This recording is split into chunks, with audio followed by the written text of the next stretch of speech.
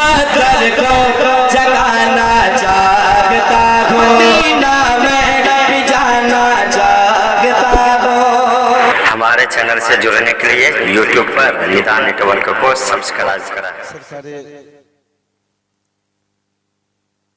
चिरागा conference में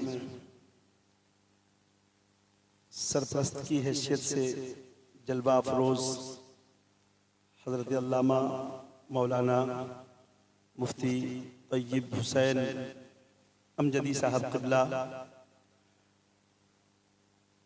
व दीगर उलमाए किराम, शोराए इस्लाम, मद्दाहाने मुस्तफ़ा, सामाईने किराम, अस्सलामु अलैकुम व रहमतुल्लाहि तआला व बरकातुहू।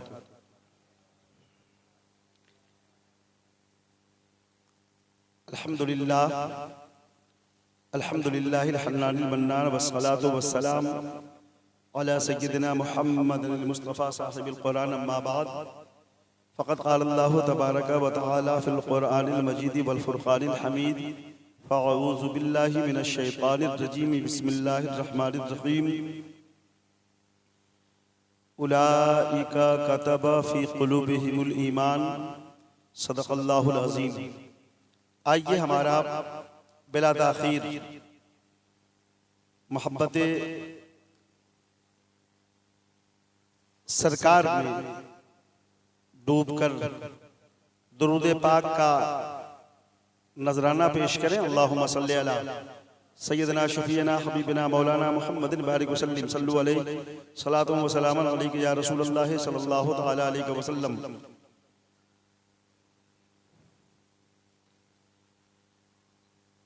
सरवर कहूँ के मालिको मौला कहूँ तुझे, या रसूल अल्लाह बाग़े खलील का गुले ज़ेबा कहूँ तुझे।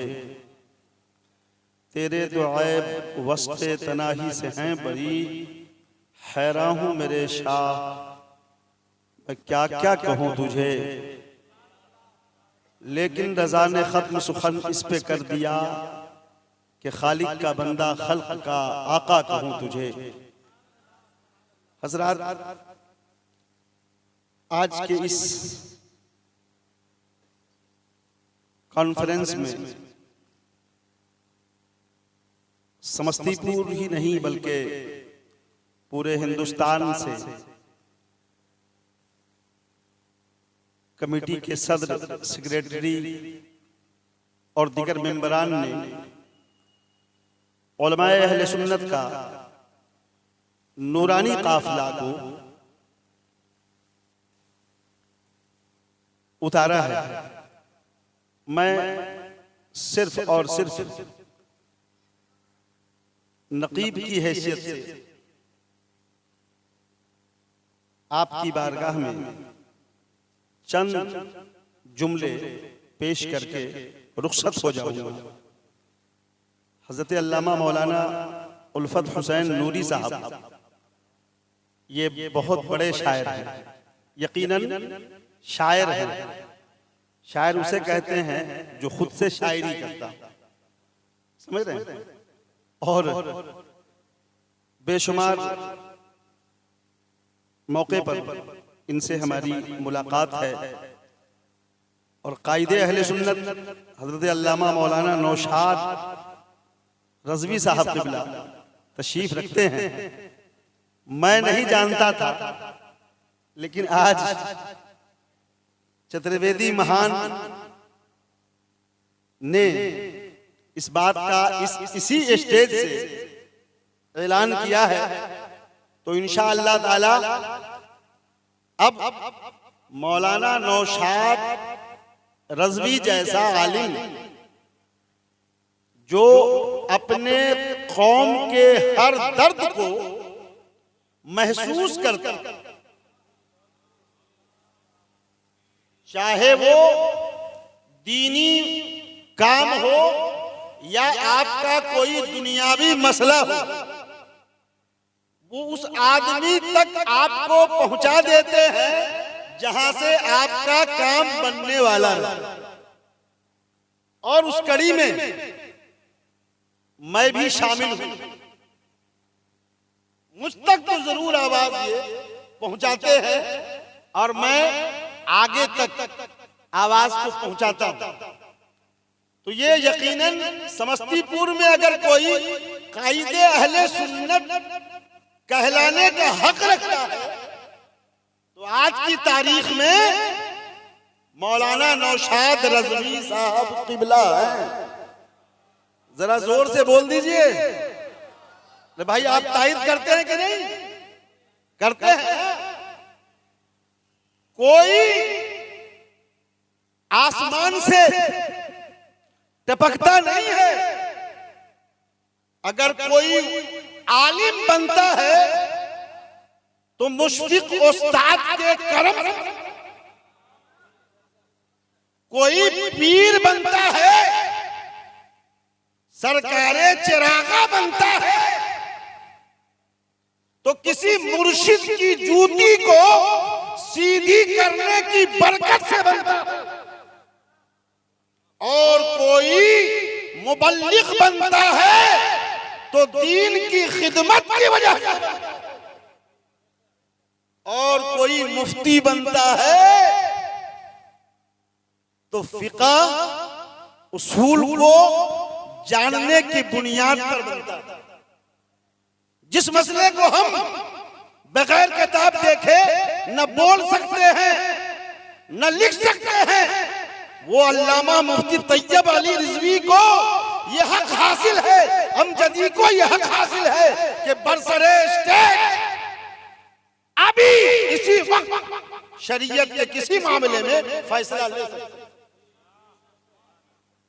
इतना मुबारक स्टेज जहां बैक वक्त आलिम भी हो, मुफ्ती भी हो, हाफिज भी हो, कारी भी हो और सब का सब सरकारे चिरागा का अकीदतमंद भी हो। सब पर सरकारे चिरागा का फैजान जारी हो। हैदर भाई से मुलाकात अभी तक हुई नहीं है, पता नहीं जाते वक्त भी मिलेंगे कि नहीं। हो जाएगी इंशाअल्लाह। हाँ, बहुत मसरूफ हैं, मैंने आते वक्त देखा था, बहुत मसरूफ हैं। अल्लाह उनकी मसरूफियत को सलामत रखे। चूंकि हर आदमी अपने काम से पहचाना जाता है, नहीं नाम से नहीं, अपने काम से पहचाना जाता है। तो हजरत मोहतरम, हमारे बुजुर्गाने दीन ने जो नक्शा खींचा था, हमारे उलमा ने, असलाफ ने जो नक्शा खींचा था, कहीं ना कहीं अल्लामा अरशदुल कादरी अलैहिर्रहमा ने जो निशान लगाया था, उस निशान पर चलने की हमारे उलमा कोशिश कर रहे हैं। इसी में से कोई फ़ाल पैदा होगा, कोई मुतहर्रिक पैदा होगा, कोई आलिम पैदा होगा, कोई मुफ्ती पैदा होगा। हम सब सरकारे चिरागा की बारगाह में खराज अकीदत के लिए तशरीफ लाए। कह दीजिए सुभान अल्लाह। ये उनका फैजान है कि उन्होंने आज हम सबको इकट्ठा कर दिया, वरना मिलने मिलाने का भी आज के डेट में बड़ा मामला है। कौन किससे मिलना चाहता है, कौन किसके करीब जाना चाहता है, कौन किससे मोहब्बत रखना चाहता है। ये सरकारे चिरागा का फैजान है कि आज हजारों मुसलमानों को इकट्ठा करके उलमाए दीन के चेहरे की जियारत करने के लिए हाजिर कर दिया है, हाजिर कर दिया है। हम बुजुर्ग की बारगाह में बैठे हैं, क्यों ना हम चंद लम्हे बुजुर्गाने दीन की फजीलत पे ही बात कर लें। चूंकि हम जिसका खाते हैं उसका गाते हैं, है कि नहीं। हम लोगों का नाम अगर किसी ने अपनी जबान से बदनाम कर रखा है तो कोई बात नहीं।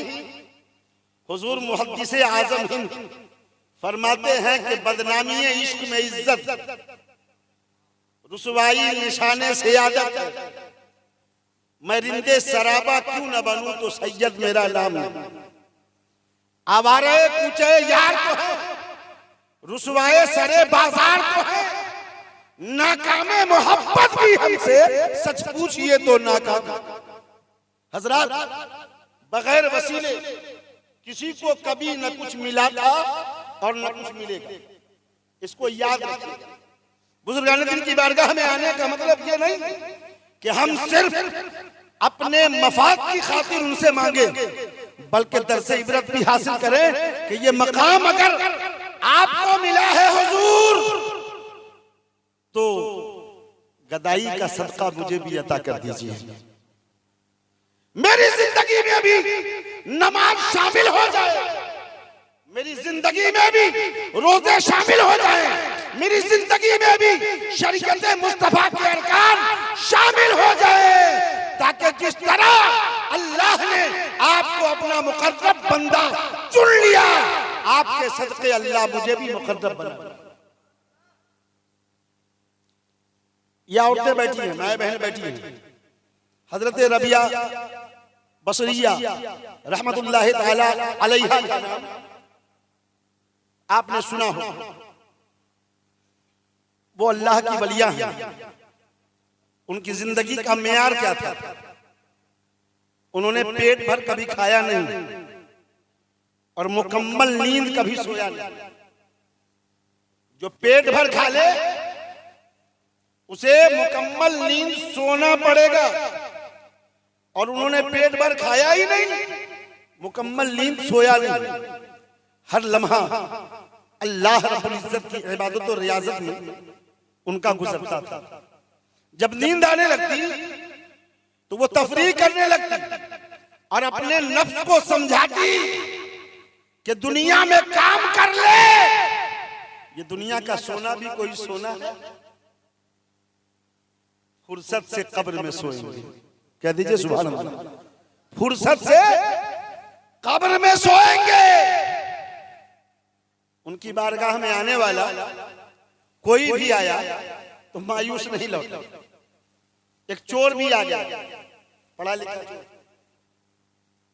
आजकल तो हम लोग कोई भी काम कर रहे हैं तो बेपरवाह होकर, लापरवाह होकर, पढ़ा लिखा आदमी जब कोई काम करता है तो बड़ा सलीके से करता है।